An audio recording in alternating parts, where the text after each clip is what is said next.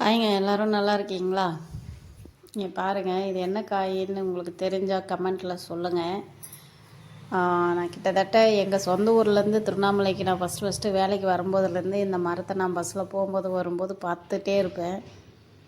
எப்போ வண்டியில் போனாலும் இந்த மரத்தில் ஒரு காயாவது நம்ம போயிட்டு வாங்கிட்டு வந்து சாப்பிட்டு பார்க்கணும் அப்படின்னு சொல்லிட்டு எனக்கு இது மரம் ஃபுல்லாகவே காயாகவே தொங்குங்க. நான் போன அன்றைக்கி கம்மியாக தான் இருந்தது. நான் கிட்டத்தட்ட ஒரு வருஷத்துக்கு முன்னாடி பார்த்த காய் இது. எப்பயுமே காய் இருந்துக்கிட்டே இருக்குது. சீசனுக்கெல்லாம் காய் கிடையாது. நான் பார்த்த வரைக்கும் இந்த மரத்தில் எனி டைம் காய் இருந்தது இப்படியே இருக்கும். மரம் ஃபுல்லாக காயாகவே இருக்கும். நான் இவங்க எனக்கு காசுக்கு தான் நான் போய் கேட்டேன், நிறைய கேட்டேன். அவங்க இல்லைம்மா இன்னும் பழுக்கலைன்னு சொல்லிவிட்டு ஒன்றே ஒன்று கொஞ்சம் அரை காய் தான் இருக்கும் கொடுத்தாங்க. ஃப்ரீயாகவே வச்சுக்கன்னு சொன்னாங்க. நல்ல பாட்டியம்மா அவங்க உண்மையாகவே. நீங்களும் இது வந்து திருவண்ணாமலை டு போலூர் கலசப்பாக்கம் போகிற வழியில் ரோட்லேயே இருக்குது.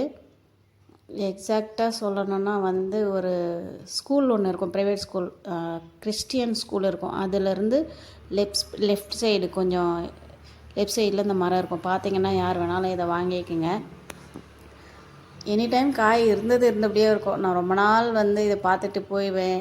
பஸ்ஸில் உட்காந்து வரும்போது கரெக்டாக அந்த இடம் வந்தால் நோட் பண்ணி அந்த காயை பார்த்துட்டு போவேன். காய் ஃபுல்லாக தொங்கும்.